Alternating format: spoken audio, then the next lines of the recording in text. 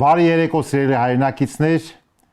Կենտրոն հեռուստաընկերության եթերում կրկին իմ հեղինակային հաղորդումն է եւ այսօր ես սիրով հյուրընկալել եմ քաղաքական վերլուծաբան Կարեն Քոչարյանին։ Շնորհակալություն, պարոն Քոչարյան, իմ հրավերը ընդունելու համար։ Ես եմ շնորհակալ։ Եվ այսպես մենք տեսնում ենք, որ մեր հանրապետությունում վերջին ամիսների ընթացքում տեղի ունենում բավական հետաքրքիր գործընթացներ, սակայն միանգամից պետք է ասեմ, արդեն դուք գլխի եք ընկնում ինչ գործընթացներ են, չնայած ես հիմա կհիշեցնեմ,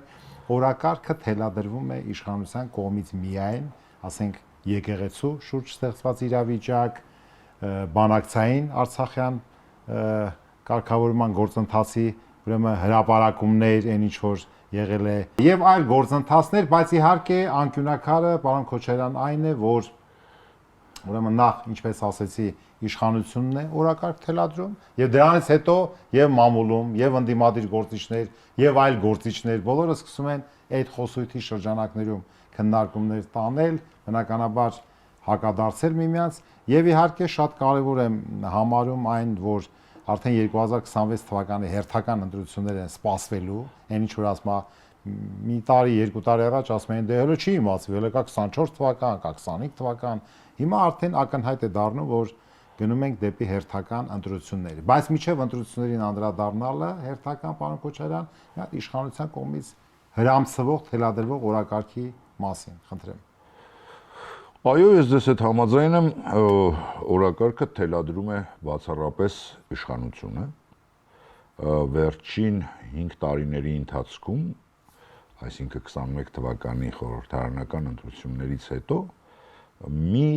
պահ է եղել, ընդամենը մի պահ, երբ Բագրատ Սրբազանը սկսեց թելադրել օրակարգը, մի 2-3 ամիս։ Բացառությամբ այդ 2-3 ամիսների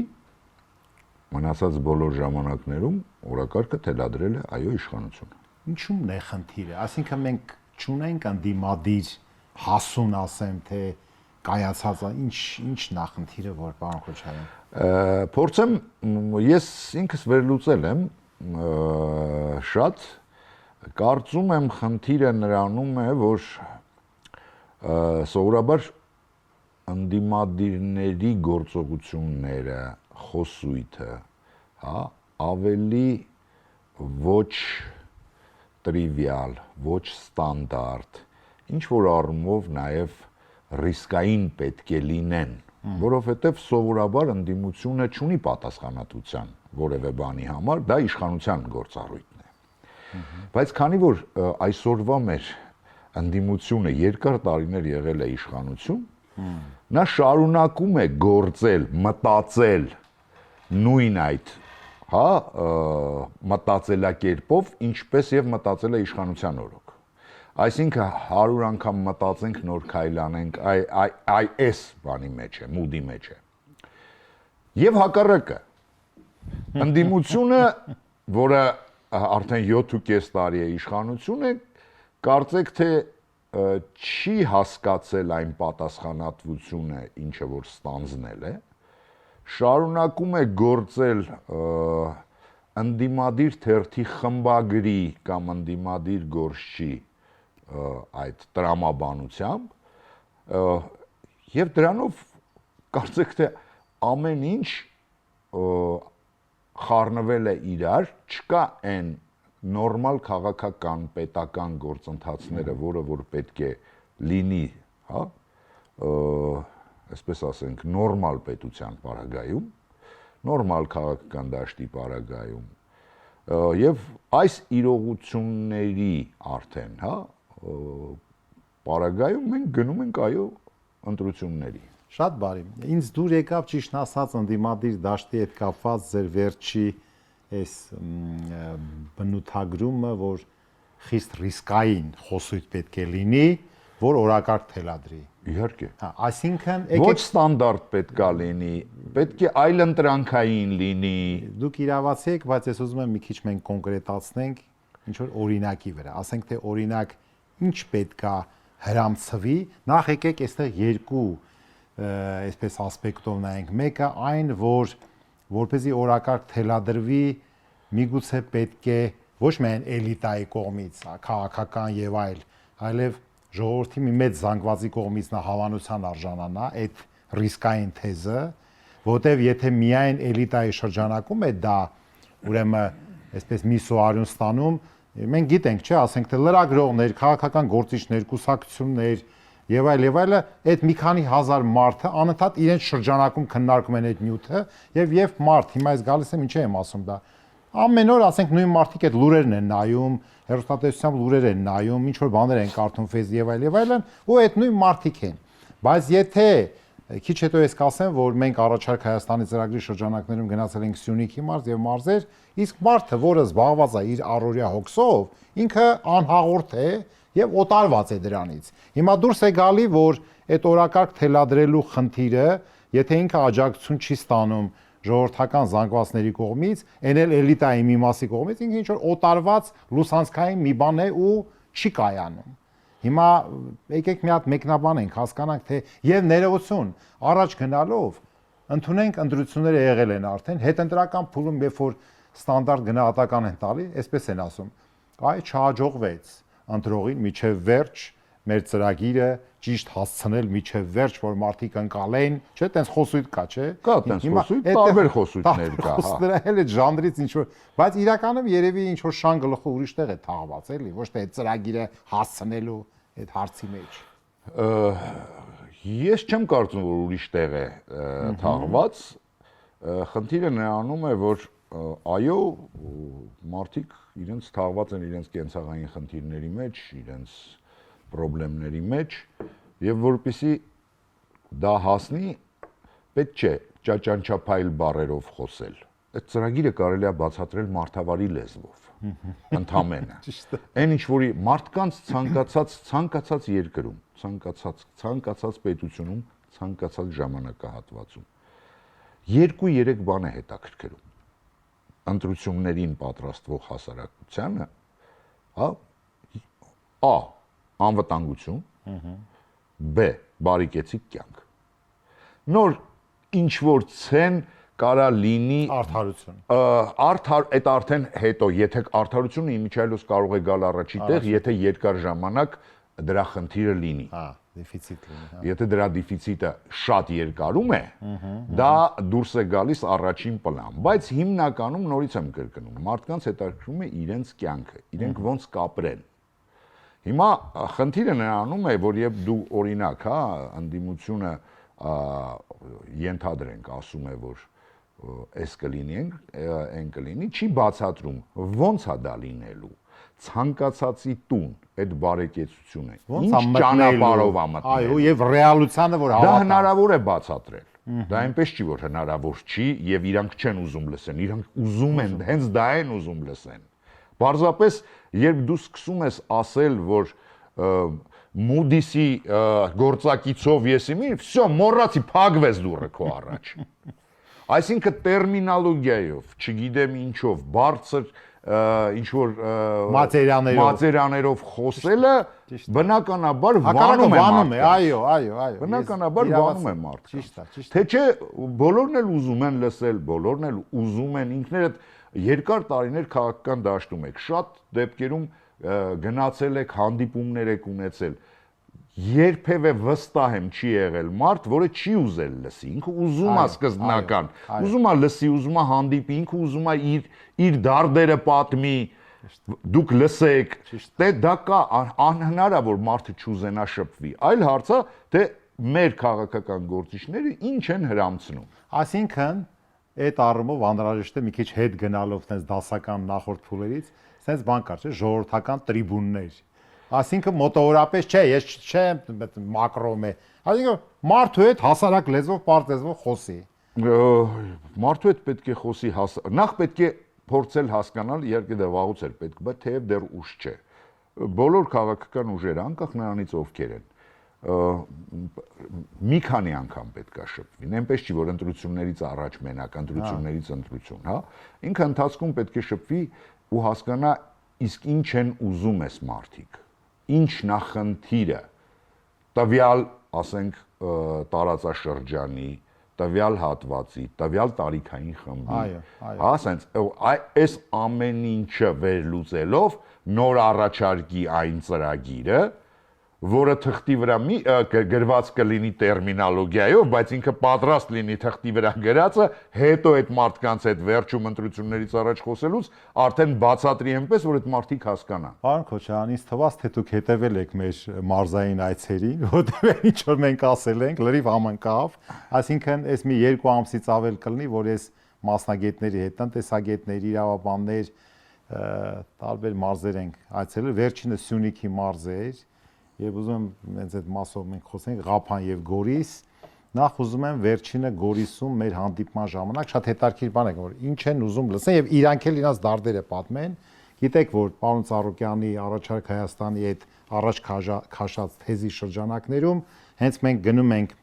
մարզեր, անձամբ ես իմ գործընկերների հետ, լսում մարդկանց իրանց տեղական եւ ընդհանրական խնդիրների մասին, հարցեր կա, որոնք բոլոր համայնքներում կրկնվում, օրինակ, ինչի մենք չունենք գյուղատնտեսության նախարարություն։ Թիվ 1 հարցն է։ Չնայած էլ եմ Ենթադրում եմ, որովհետեւ ենթադրում եմ, որովհետեւ ասենք ինձ այդ հարցը ես տվել եմ դեռ այն ժամանակ, երբ որ այդ նախարարությունը փակում էին, որովհետեւ իմ համար նոնսենս էր, հա, մի երկրում, որտեղ քո համախառն արդյունքի մեծ մասը գյուղատնտեսությունն է տալի, չունենալ գյուղատնտեսության նախարարություն։ Ցավոք սրտի հիմա տալիս է ընդամենը 8%-ը։ Գյուղատնտեսությունը 60%-ը առևտուրն ու ծառայություններն է։ Լավ, այդ դնենք մի կողմ, հենց նաև կարող է այդտեղ էլ հարցեր կա։ Հիմա եւ այլ շատ հարցեր կա, որ կաթի գինը ջրի գնից էժանն է, ջրի հետ կապված, խոշոր անասնապահության հետ կապված, հենց դրա հետ կապված, որ անկում ունենք, մեծացավալ անկում եւ այլ եւ այլ եւ այլն։ Հիմա ինչի համար եմ ասում, եւ Գորիսում հանդիպման ժամանակ, պարոն Քոչարյան, ուրեմն բավականին փորձառու մի անձնավորություն, որը Գորիսի մի շարք գործարաններում եղել է գլխավոր ինժեներ եւ այլ պաշտոններ, այս բան փորձառու մարդ է, ուրեմն հետարքիր բան ասեց, ասում է Գորիսը դարձել է կույրաղիկ։ Ինքը այդ վիդեո տեսանյութը կա, ասինքն կատարված վիճակ էս արդեն հասկանալի է, երբ որ արդեն ճանապարհը մինչև Գորիս հասնելն է թեկուն դեպի Ղափան, այո, այսինքն եւ ինքը դառավ եւ ինչ հետա նույնը նաեւ Վարդենիսում այդ process-ը կա եւ ինչ է ասում, շատ հետաքրքիր բան եղավ, որտեղ Ղափանում էլ ենք եղել, այնտեղ էլ ասեցին։ Ուրեմն տեսեք, մարզերում ընդհանրապես աշխատուժի օրական աշխատանքի արդյունքը բավական 2.5 անգամ էժանա, քան Երևան քաղաքում։ Այսինքն եթե դուք հravirեք ինչ որ մի թեկուզ բանվորական աշխատանք միտեղ, այստեղ կկատարեն պետք չի պատմել, պետք է պարզապես ամեն առավոտ եւ երեկոյան պիկ ժամերին տեսնել թե ինչքան են մարզերից գալիս Երևան, մեկ աշխատանքի եւ երեկոյան ինչքանն են գնում։ Հələ կանդրադառնանք դրան։ Ուրեմն եւ ասեց Գորիսից գնում են Ղափան աշխատելու, որտեղ Գորիսում աշխատանք չկա այդ բան։ Եվ աշխատուժի արժեքը Ղափանը, որ Գորիսցիները գնացել են, իջել է էապես։ Այսինքն հիմա այնտեղ էլ խնդրեմ կա, որ այնտեղ Ղափանում աշխատում են մի քիչ բարձր էր, հիմա Գորիսցիները գնում են Ղափան, ուրեմն արդյունքի չէ։ Եվ այլ հարցեր։ Ես ուղղակի այդ հիշեցի, որ նաև Գորիսի վիճակը եւ մտածում ենք, որ ինչ անել, պետքա միջոցներ ձեռնարկվի, որ Գորիսը նորից հետ գա իր աշխուժ վիճակին։ Այսպեսի հարցեր կա։ Օրինակ ես հարցերից մեկն եմ ասում դրա հետ կապված, իհարկե որ աշխատատեղեր են փակվել, որ հյուրանոցները այսօր ընդեղը ստեյության նենց չեն աշխատում, որտեղ աշխատեն, նույնը Վարդենիսում։ Հիմա ինչ եմ ուզում ասեմ, այսինքն այո, գործընթացը միջև հաջորդ տարվա ընտրություններ գնում է, որ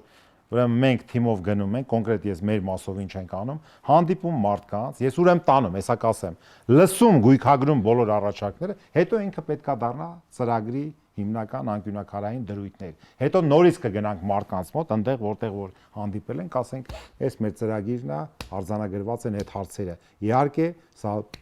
լուրջ մասնագիտական փորձաքննություն, գնահատում եւ այլ շատ բան է պահանջում։ Հիմա ինչ եք կարծում, որպես քաղաքական վերլուծաբան, դրա համար էլ ուղղում եմ ձեզ։ Ինչ եք կարծում։ Արդյոք միայն բավարար է, որ այդպեսի համապարփակ ժողովրդի ծոցից դուրս եկած արձանագրված այդ ծրագիրը մակարդակով կազմվի, այդ հասարակ նորմալ մարդավարի ներկայացվի ժողովրդին, ինչ եք կարծում։ Հələ վերանանք, կուսակցությունների անուն չեմ տալի կամ ուժերի։ Դա արդյոք բավարար է, որ դա անհրաժեշտ, բայց ոչ բավարար։ Իսկ ի՞նչն է բավարար դրա հետ միասին։ Առաջնային ես կարծում եմ այնուամենայնիվ այսօր բոլորին հետաքրքրում է անվտանգության խնդիրը։ Անվտանգության խնդիրը ցավոք սրտի վերջի 5 տարիների ընթացքում դա շատ օբյեկտիվորեն դուրս է եկել առաջին պլան եւ ինչքան էլ ասեն, որ կրակոց չի եղել, բոլորը հասկանում են, որ խնդիրը բավականին լուրջ է, այո, եթե ժամանակին ձեր ասած կույրաղիք էր ենթադրենք միայն Շամշադինը, հա, եթե նայեք այսպես, այդպես է, որ չկար կապ, այսինքն պետք է դուրս գային, ինքը տարանցիկ չէր, հա, Իջևանից Փակուղային, վերջի կայարան, այո, այդպես ասեմ։ Հիմա արդեն Գորիսն էլ է այդպիսին, հիմա արդեն Վարդենիսն էլ է այդպիսին, հիմա որ մանգանք ելիք գտնենք ինչ որ տես տարածաշրջաններ, այսինքն այս ընդհանուր փոփոխությունները բերել են նրան, որ իսկ դա իր հետ բերում է, ինչպես դուք ասեցիք, շատ ավելի մեծ խնդիրներ, այդ թվում նաև տնտեսական, կենցաղային եւ այլն եւ այլն։ Բայց բոլորի համար այդ նույն ղափանում ես կարծում եմ միևնույն է առաջնային խնդիրը դա անվտանգություն ամբողջությունում այսօր առաջնայինը Սյունիքում Գեղարքունիքի Վարդենիսի հատվածում Ջերմուկի հատվածում Վայոց ձորի Խաչիկի հատվածում են որը որ Նախիջևանի հետ է ուզում եմ ասեմ շատ տեղեր եւ վերջի վերջո այնպես չի որ ասենք բանական մարդը Երևանում նստած միևնույն է մտածում է անվտանգությունից հասկանալով որ վաղ թե ուշ կգա կհասնի Երևան էլ այդ խնդիրը շատ բարի այո ես համաձայն եմ պարոն Քոչարյան ձեր հարցադրումների գնահատականների հետ հիմա մի հատ գանք զուտ քաղաքական այսպես ձևաչափին հիմա տեսեք ասինքն հիմա եթե մենք ենթադրում ենք որ հունիս ամսվա սկզբին պետք է լինի այդ ընտրությունները հերթական նշանակում է ապրիլի սկզբներին, ապրիլի կեսերին արդեն պետք է առաջադրումները գնա քաղաքական ուժերի, այսինքն ռեալ մնացել է 4 ամիս։ Այսինքն 120 օր հետո արդեն այդ քարտեզը խճանկարը քաղաքական դաշտի արդեն պետք է հրամցվի ժողովրդին եւ մենք տեսնում ենք տարբեր ուժեր, տարբեր խոսույթներով, տարբեր հարցադրումներով այսպես պայմանական եմ ասում հին ու նոր ուժեր, չգիտեմ նոր ձևավորվող, թե ինչ կլինի, ինչ ձևաչափեր, միավորումներ կլինեն, դա հələ թողենք։ Ես ուզում եմ մենք նայենք սովորական քաղաքացու աչքերով, որը նաև ընտրող է, երկու բան եմ ուզում ասեմ։ Առաջինը, որ ասել եմ նաև նախորդիվ, այն է, որ այնուամենայնիվ ընտրողների 50%-ից ավել ընտրության չի մասնակցում։ Այսինքն այմյուս 50%-ը չի ուզում իր ապագայի կերտմանը մասնակցի, որտեղ մենք տենց էլ չենք իմանում, թե ասինքն որ մասով ընտրվեց իշխանությունը, որտեղ ասում են ընդհանուր ընտրողների ընդունենք 12%-ն է ձայն տվել իշխող քաղաքական ուժին, այս կամ այն ուժին, եւ հիմա սենց է։ Հիմա ոնց որն է խնդիրը, օրինակ մեր ժողովուրդը չի հասկանում, թե ես այդ անտարբերությունը չեմ ընդունում, որտեղ ընտրության չգնալն էլ ինչ որ մի բանի հետևանք է, արդյունք է կամ գին ունի, ոնց իսկ եթե ընտրությանը մասնակցեն գոնե 65-70%-ը, արդեն ռեալ կասենք, որ իշխանությունը ձևավորվել է ուրեմն ռեալ ժողովրդի կամքով, որտեվ եթե ամբողջ ընտրողների 15 կամ 17%-ով ձևավորվի, դա մի բան է, եթե, չգիտեմ, 40%-ով մի բան։ Սա մեկ, ինչի չեն գնում, եւ երկրորդը, որպեսզի հետո միանգամից քննարկենք։ Ընտրողի աչքերով, հիմա այս պահի դրությամբ, որ ասեցի մնացել է 4 ամիս, ինչ եք տեսնում։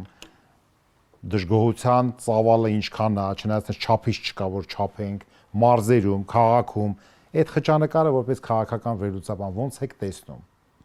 Տեսեք, սովորաբար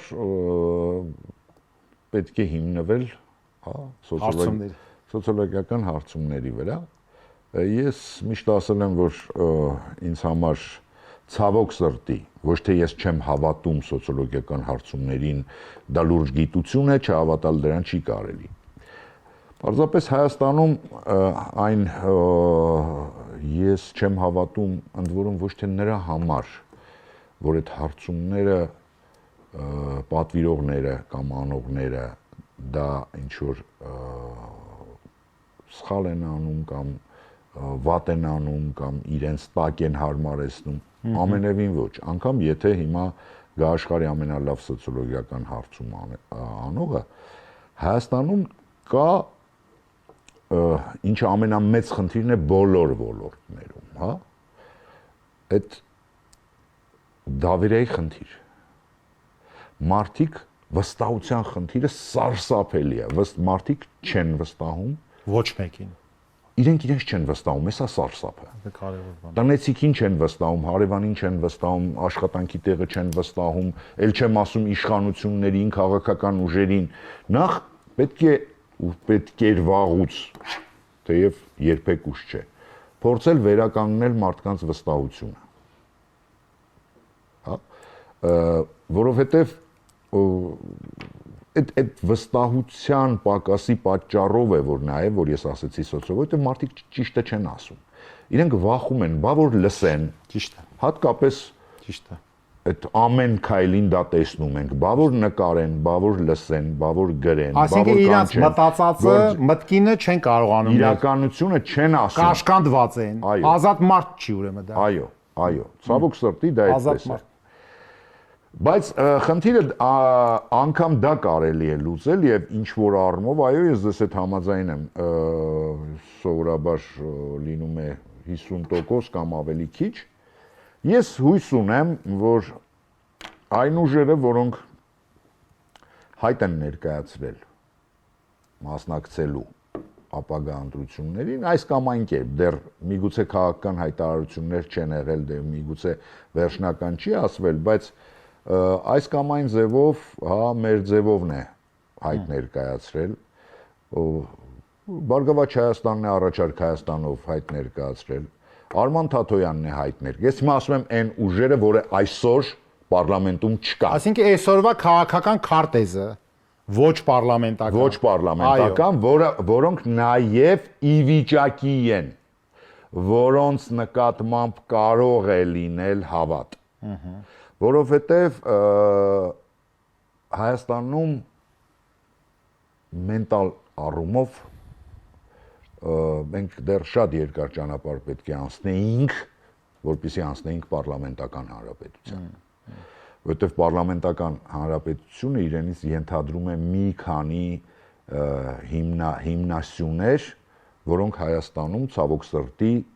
դեռ շատ վաղ էր։ Խոսքը կուսակցական համակարգի կայացվածության մասին է, խոսքը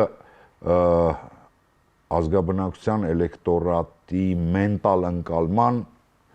քաղաքական գործիչների ծրագրերի, հա, դուք երբ եք տեսել այդ ձեր ասած ծրագիրը կարդան։ Այսինքն ավելի շատ հավատում են մարդուն, անձին, կամ ուզում են հավատալ, կամ տեսնում են նա կարող է, հա, կշռում են, կարող է, թե չի կարող։ Ճիշտ եք ասում, մի ուրիշ բան էլ ասեմ, այն որ ասում են բաում ձայն տանք, հա, բավարար իրան չտանք, բաում տանք, չէ, այդ խոսույթն է, ու դա 91 թվից է։ Այն ժամանակ էս մի բան կար, ասում որ Լևոնին չտանք, բաում տանք, Հայրիկյանին տանք։ Հիշում եք 91։ Իհարկե, ես այդ մենտալ առումով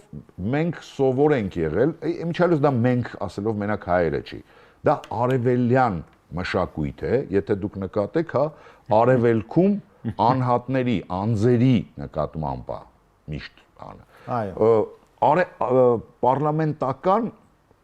դա արևմուտքի այնուամենայնիվ մշակույթ է քաղաքական։ Հա, թեև հիմա ինձ կարող են ասել Ճապոնյան մի կողմ դրեք, որովհետև այնտեղ վաղուց արդեն այդ արևմուտք։ Պարոն Քոչարյան, բիզնեսի մեջ էլ է տեսեք, ուրեմն Հայաստանը այն երկիրն է եւ ոչ միայն տարածաշրջանը, որտեղ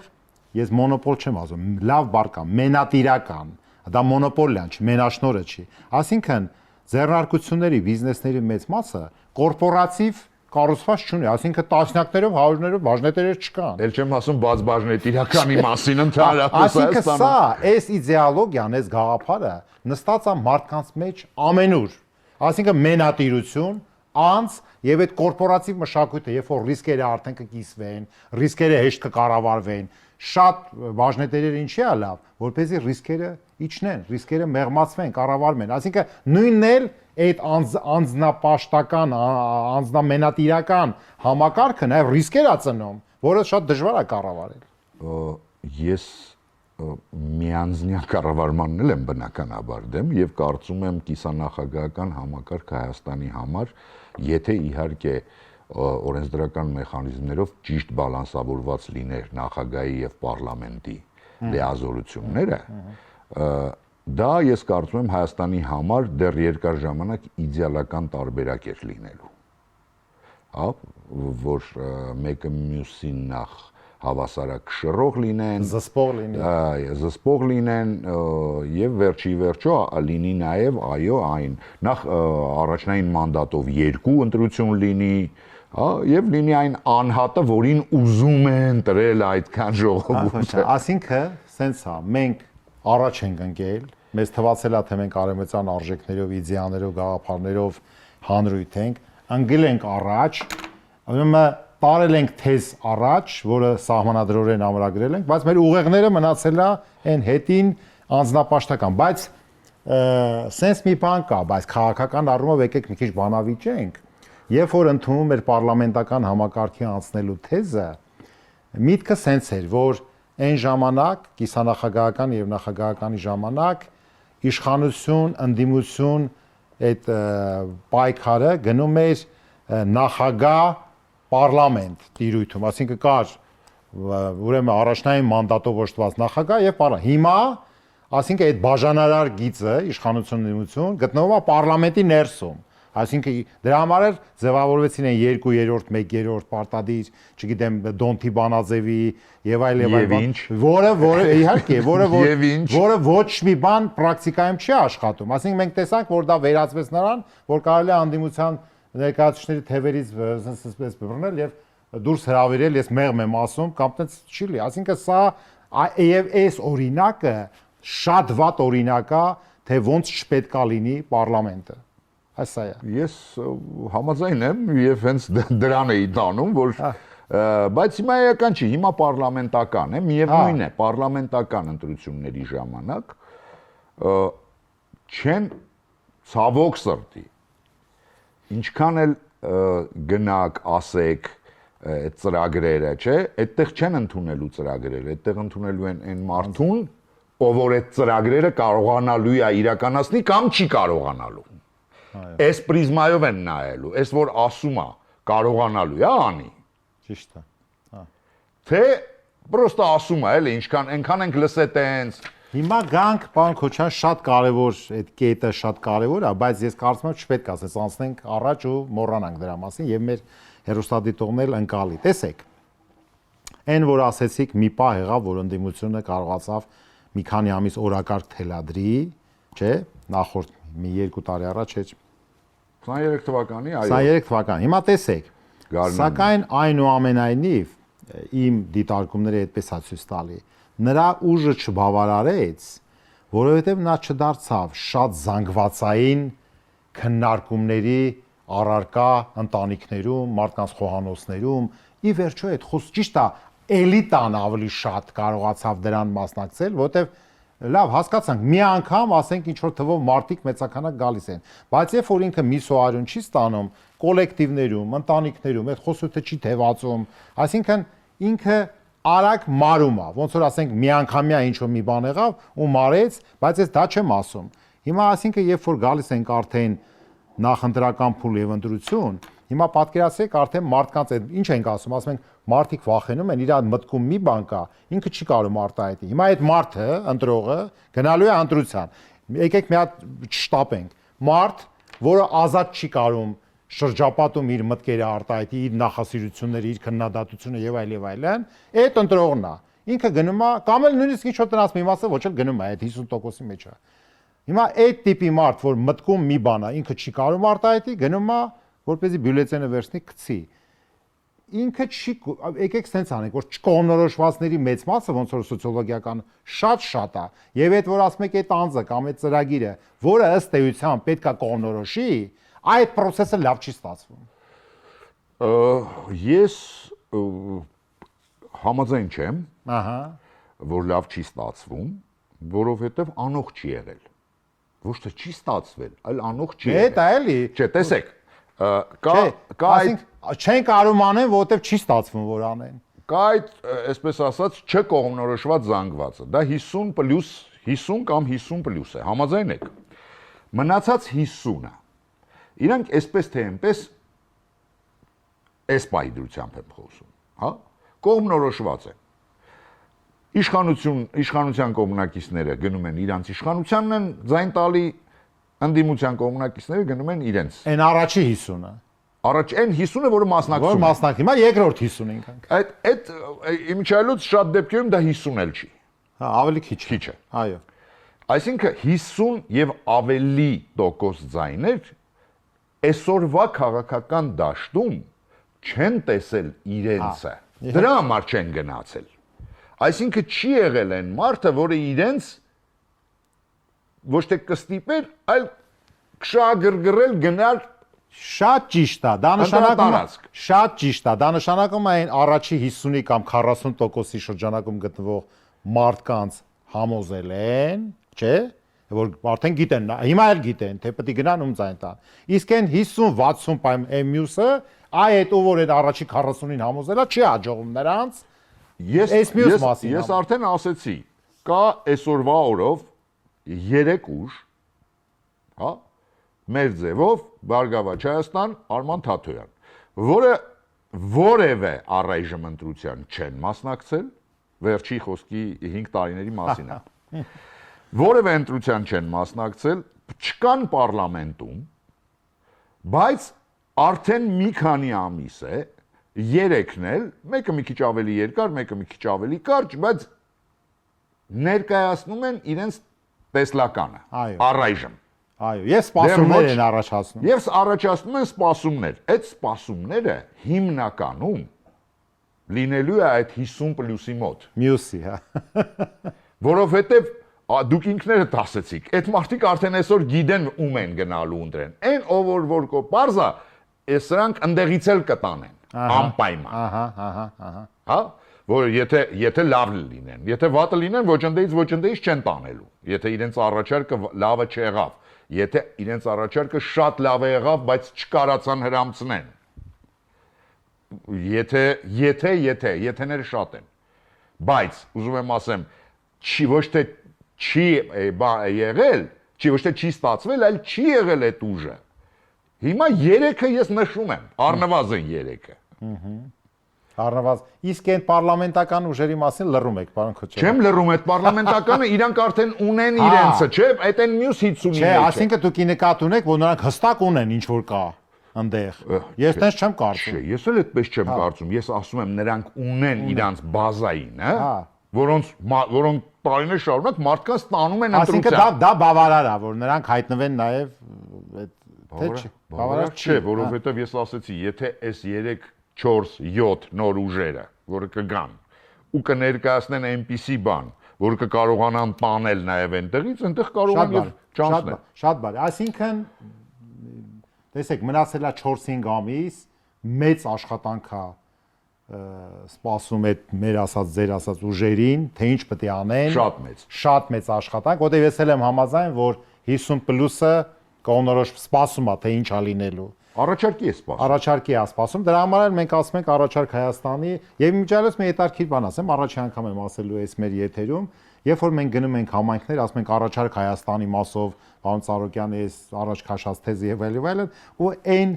առաջարկները, որոնք վերաբերում են տվյալ համայնքին ու տարածաշրջանին, ասենք անունը դնում են առաջարկ Ղափանին, առաջարկ Գորիսին, առաջարկ Վանաձորին, այդտեղ այդ երկխոսությունը պետքա կարողանալ իսկապես տանել, որտեվ ժողովրդի այդ շփումները օրինակ անձամբ իմ համար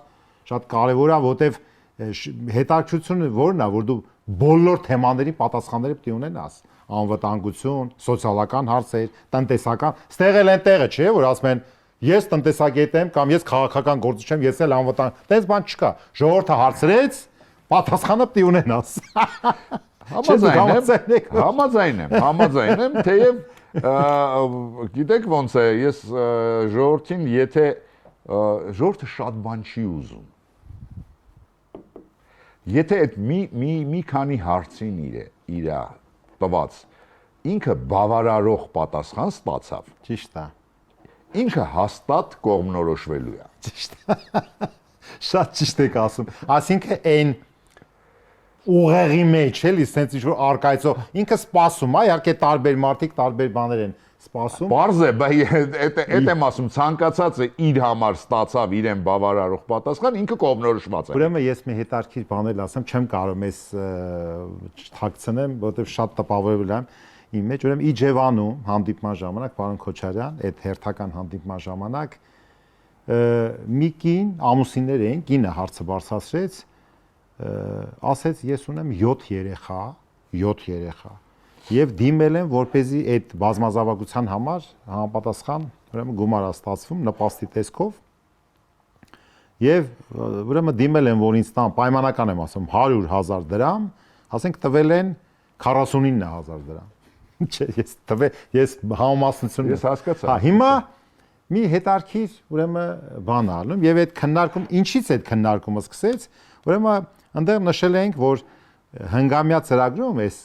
գործող իշխանության գրած էր որ աղքատությունը պետք է երկու անգամ կրճատվի, այսինքն բայց ինքը 20 5 տարվա ընթացքում 24.5%-ից իջել է դառել 23.6%։ Այսինքն 0.9%-ով է կրճատվել, մոտ 700,000 մոտ մնացել է աղքատ։ Էդ էլ մենք լավ գիտենք։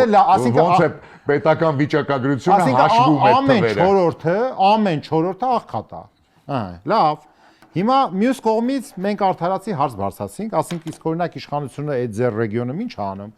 ճանապարհ ասֆալտապատում, դպրոց, մանկապարտեզ եւ այլն, եւ միտք եկավ նրա վրա, որ այ իշխանության դիտակետից նայենք մարդկանց, իր ապագա ընտրողներին, որ ասում ենք այն առաջի 50-ի մեջ է, ընդունենք աղքատությունը չի նվազել, էտել են Հայաստանի ժողովուրդը, բայց այդ ժողովրդի համար ընդունենք դպրոց մանկապարտեզ, մասամբ կառուցվել։ Հիմա իրանց տեսանկյունից ըստ երևույթին սենց է մտածում, որ եթե այս թոշակը բարձրացնեմ 10-20,000 դրամ, գնաճը կգա կուտի առանձնապես շատ բան չի լինի, կասեն դեսա մի բան չի, բայց դպրոց մանկապարտեզը կտեսնի, որ իրանց համայնքում դպրոց մանկապարտեզ կա։ Բայց մեր միտքը այն էր, որ ես ուզում եմ, որ այս մեր հերոստատիտողը լսի, որ այս երկու խնդիրները չի կարելի հակադրել իրար։ Աղքատությունը պետք է կրճատես, դպրոց մանկապարտեզ ճանապարհ է։ Վերջի վերջո դպրոց մանկապարտեզը շատ կարևոր է։ Ինձ համար ամենակարևոր բաներից մեկն է, բայց դա գլուխ գովալու բան չէ, դա ցանկացած իշխանության եւ պետության, հա, չինովնիկների պարտականությունն է։ Հիմա ինչի համար եմ ասում այդ 7 երեխայի այդ ընտանիքի։ Այդ նույնը դուրս եկավ, որ հիմա այդ ասենք այդ ընտանիքը ինչ որ գումար է ստանում։ Հիմա ասենք թե այն մեկը ուսանող է արդեն, այս մյուսը ընդունենք մի 5-ը դպրոցական, մի 3-ն էլ ասենք կամ 2-ն էլ մանկապարտեզ են գնում։ Հիմա ո՞նց է բաշխելու այդ երեխեքի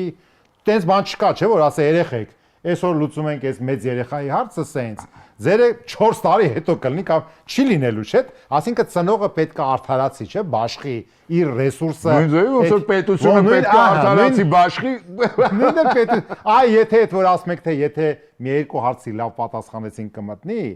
այդ բանը չի ստացվել, որպեսզի մեր մարդկանց ուղեղի մեջ մտնի այն բանը, որ ռեսուրսը արդարացի բաշխվել է։ Այսինքն չհակադրենք աղքատության հաղթահարում, դպրոց մանկապարտեզ չն, նույնը այդ ընտանիքն է։ Ընտանիքի ներսում քո երեխեքի մեջ կարող է դու տարբեր դիսկրիմինացիա լինի։ Իհարկե, այս իշխանության ամենածիծաղելին բանն է, որ ասում են ասֆալտ են կարել,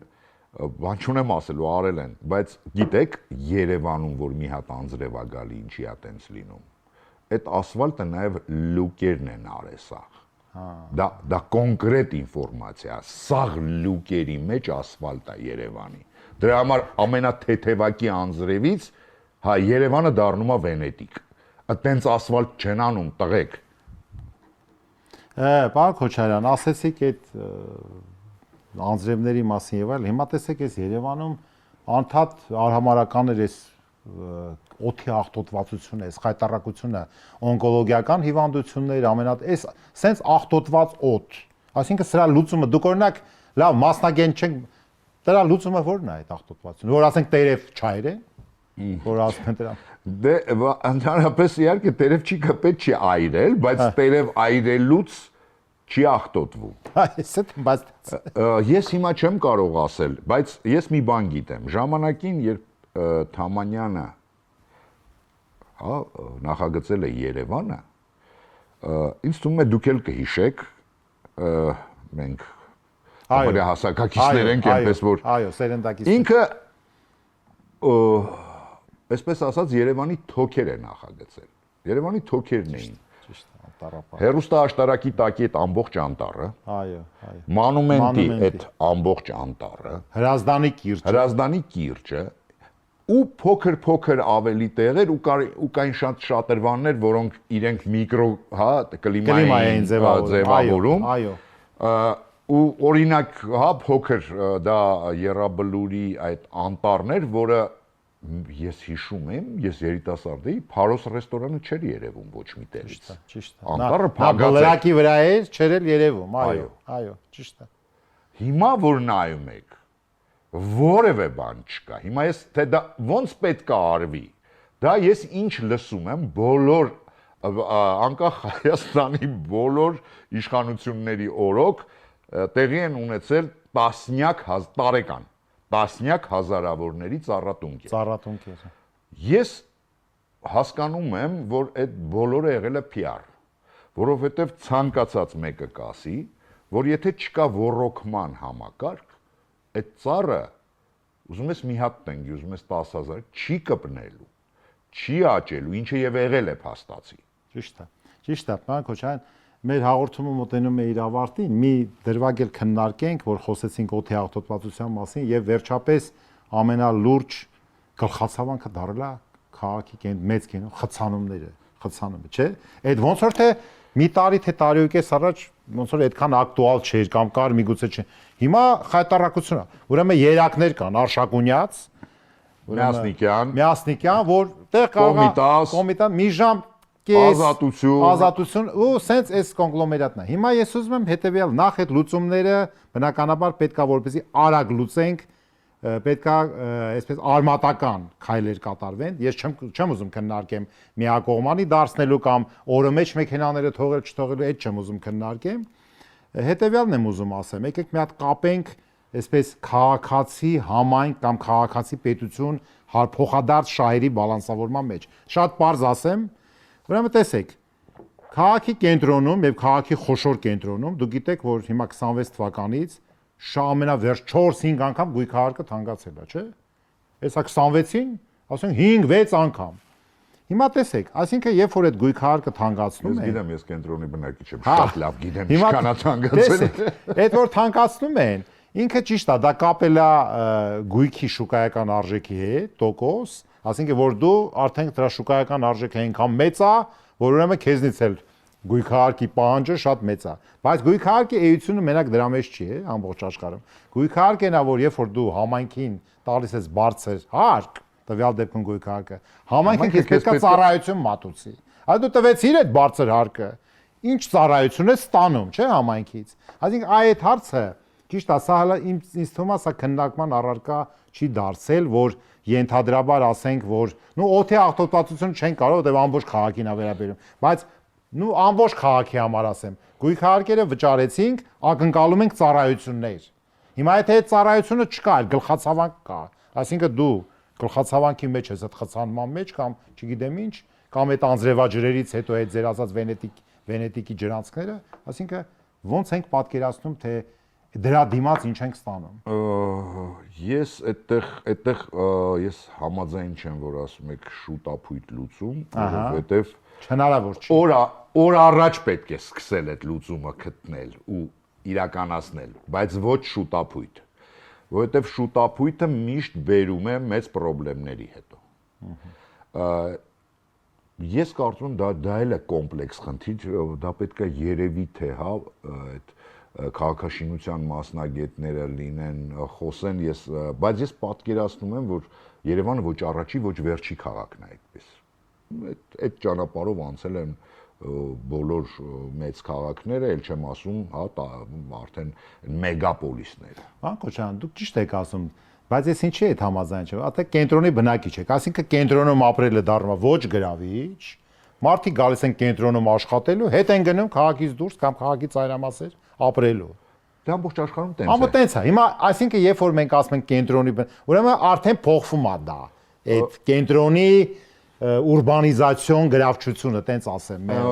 Միգուցե, բայց դա էլ է դա երկար ժամանակ ուզելու, որովհետև դա էլ է մենտալիտետի։ Մեր մենտալիտետով չենք կարող ուրիշ տեղ ապրենք։ Մեր մենտալիտետով, հա, կենտրոնն է ավելի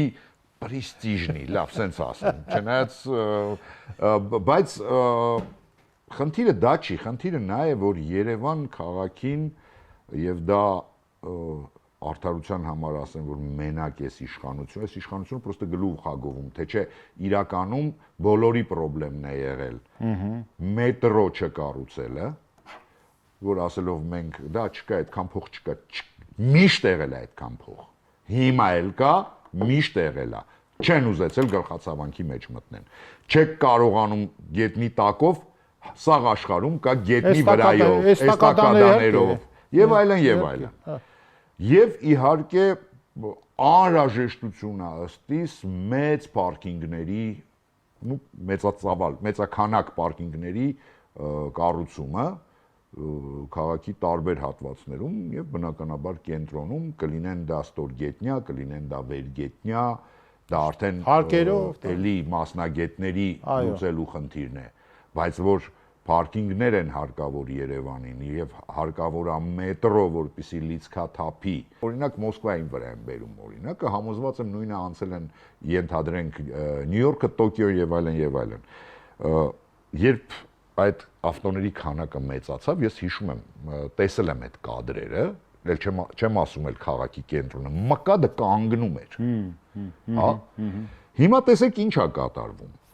3-4 հատ կալցեվո են։ Իրանք շատ կտրուկ ավելացրեցին այդ մետրոյի բանը եւ մարդիկ, ովքեր ունեն ավտո։ Մետրոյի մոտ կանգնացնում են, մետրոյի մոտ, իրանք գնում իրանք աշխատանքին եւ դրանով քաղաքը լրիվ լիցքաթափվել է։ Ճիշտ է։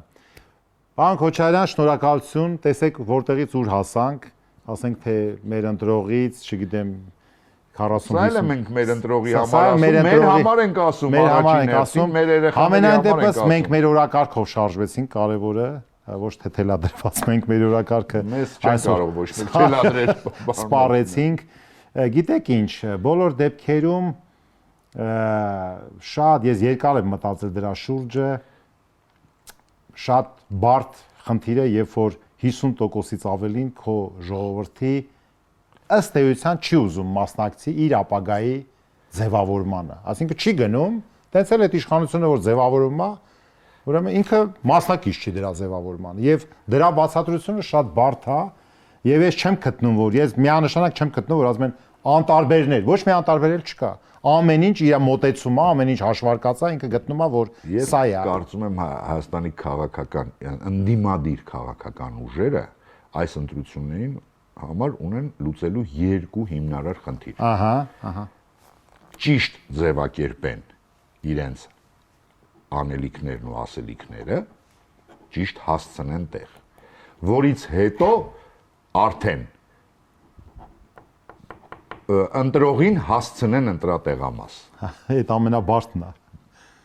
Սա խնդիր է, որը պետք է լուծեն։ Չլուծեցին, չի լուծվելու։ Այդ օրը խցանումներ չի լինելու։ Չէ, այդ օրը չի լինի։ Կիրակի օրը։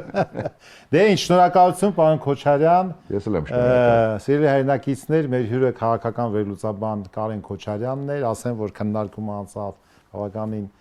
յուրահատուկ եւ բարձր մակարդակով, կհանդիպենք հաջորդ շաբաթ։